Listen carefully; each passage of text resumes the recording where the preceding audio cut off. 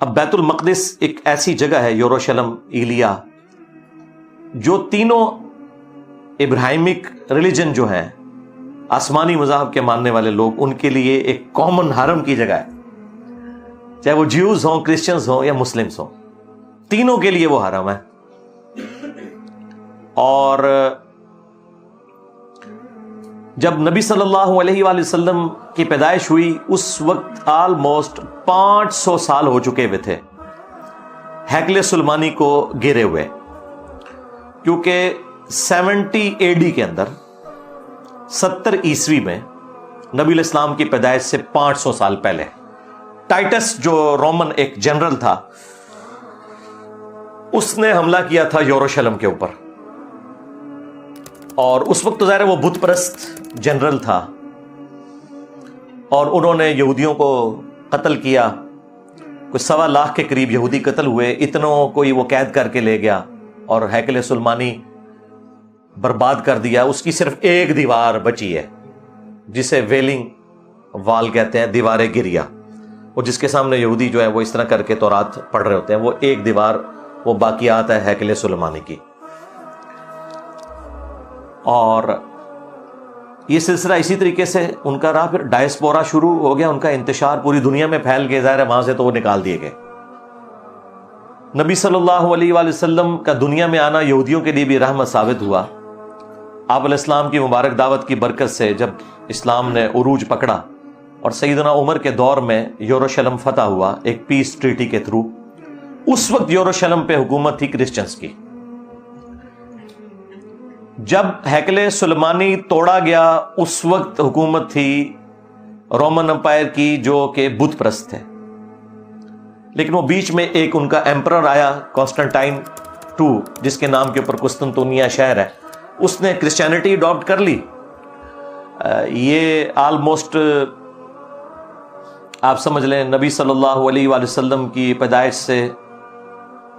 200-250 سال پہلے کی بات ہے۔ تو اس کی وجہ سے پوری کی پوری جو رومن امپائر ہے وہ کرسچینٹی میں کنورٹ ہوگی، کیونکہ اس وقت بادشاہ کا دین ہی رعایا کا دین ہوتا تھا۔ اب کرسچنز نے یہ شرط لگائی سیدنا عمر کو کہ ہم آپ کے حوالے کرتے ہیں یہ سٹی بغیر جنگ کے، کیونکہ انہیں اندازہ ہو گیا تھا ہم مسلمانوں کا مقابلہ نہیں کر سکتے، لیکن ہماری شرط یہ ہے کہ یہودیوں کو آپ نے یہاں نہیں آنے دینا۔ اس کی وجہ کیا تھی؟ کرسچن یہ سمجھتے تھے کہ جسے ہم خدا کا بیٹا سمجھتے ہیں یا خدا سمجھتے ہیں، اس کے قاتل یہودی ہیں، کیونکہ انہوں نے صلیب چڑھوایا تھا رومنز کے ذریعے جیزس کرائسٹ کو، اور یہودی جو ہے وہ جیزس کرائسٹ کو نعوذ باللہ آؤٹ آف ویڈ لاک کہتے تھے۔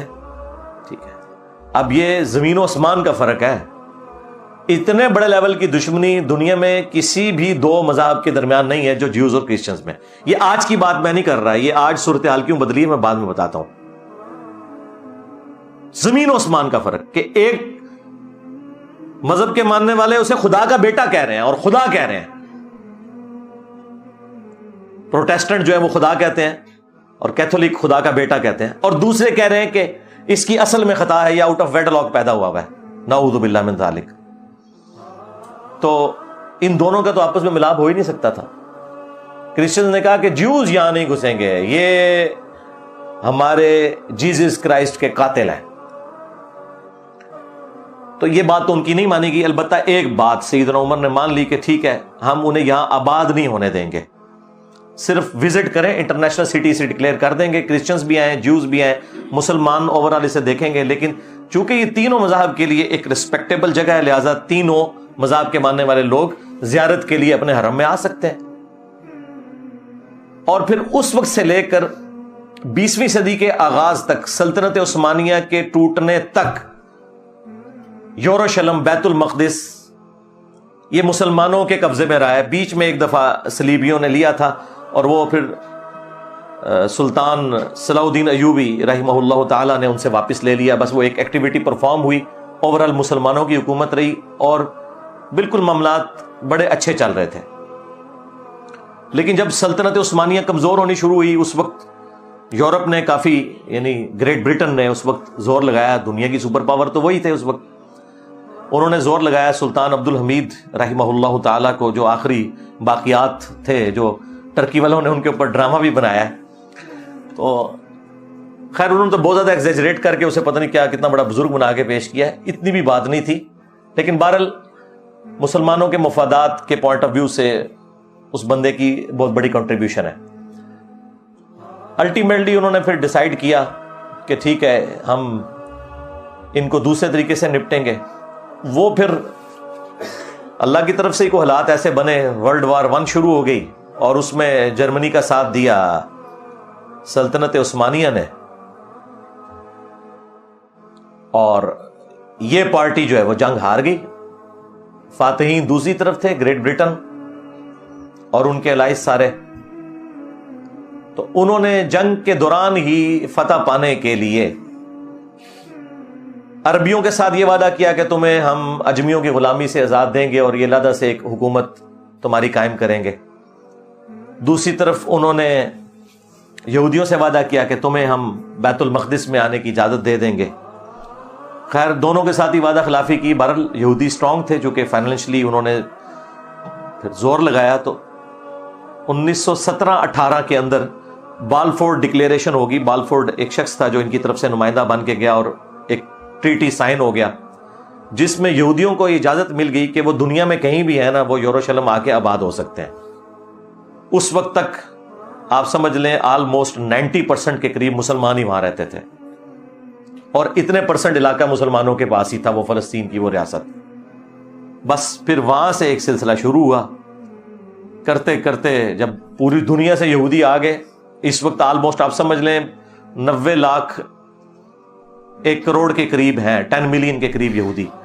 اسرائیل کے اندر۔ یہ پوری دنیا سے آئے ہوئے ہیں کیونکہ ان کے لیے ایک مذہبی مقام تھا۔ یہاں پہ بھی اگر ویزا کھول جائے تو سارے مکہ مدینہ جانے کے لیے تیار نہیں ہو جائیں گے، تو یہی ان کے لیے وہ سارا معاملہ تھا۔ وہ آگے اور وہاں پہ انہوں نے ظاہر ہے جب وہ آئے تھے تو انہوں نے زمینیں خریدنی تھی، اور جب انہوں نے زمینیں خریدنی تھی تو جن کے پاس آلریڈی وہاں پہ پلاٹ تھے انہوں نے ہی بیچنے تھے، ظاہر ہے۔ تو یہ ایک نیچرل پروسیس تھا، یہ کچھ سازش نہیں ہو گئی تھی۔ ظاہر ہے جب وہ یہ سب کچھ ڈکلیئر ہو گیا، جب ہم محکوم ہو گئے اور ان کا غلبہ ہو گیا ہمارے اوپر، اس اعتبار سے کہ انہوں نے اپنی مرضی کے فیصلے منوائے، تو یہی کچھ ہی ہونا تھا۔ 1948 کے اندر پھر اسرائیل کی سرحدیں کتنی وسیع ہوئیں۔ پھر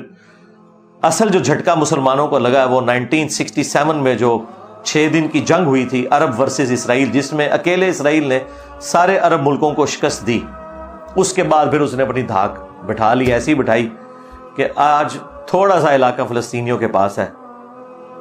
کچھ علاقے تو وہ ٹوٹی پوٹی فارم میں بالکل سینٹر میں اسرائیل کے مسلمانوں کے پاس ہے، اور ایک کارنر پہ یہ غزہ کی پٹی ہے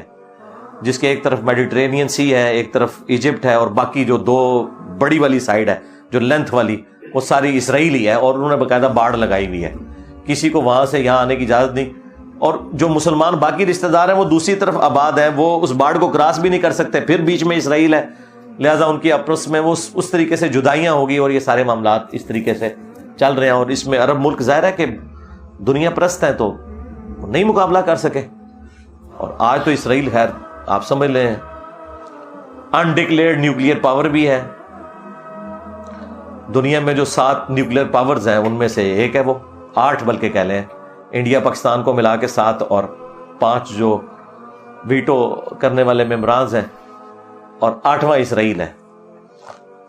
F-16 بھی ان کے پاس موجود ہیں، وہ F-16 جو انڈیا کے پاس نہیں ہے لیکن اسرائیل کے پاس ہیں، اب وہ اس کے ذریعے انہوں نے بمباری کا سارا سلسلہ شروع کیا ہوا ہے۔ تو ہم تو صرف اپنے بڑوں کو جھنجھوڑ سکتے ہیں کہ جو اپنی ایفرٹ پٹ کر سکتے ہیں وہ کریں۔ اب وہ کیا کرنا ہے وہ ہم نے نہیں ان کو بتانا، ان کو ہم سے بہتر پتہ ہے کہ کیا انہوں نے کرنا ہے۔ ہم اپنے بھائیوں کے لیے دعائی کر سکتے ہیں کہ اللہ تعالیٰ ان کے لیے دنیا میں جو یہ اس طرح کی تکلیف ہیں ان میں کوئی آسانی کی راہ ان کے لیے نکال دے، اور ان کی عزت آبرو جان و مال کی حفاظت فرمائے۔ بس یہ دعائیں ہم کر سکتے ہیں، ظاہر ہے اس سے بڑھ کر ہم نے کوئی دنگا و فساد تو کھڑا نہیں کرنا، صرف اپنے بڑوں کو ہائی لائٹ کرنا ہے کہ جن کے پاس اتھارٹی ہے، جن کے پاس فیصلہ کرنے کی صلاحیت موجود ہے، وہ اس معاملے کو آگے لے کے چلیں۔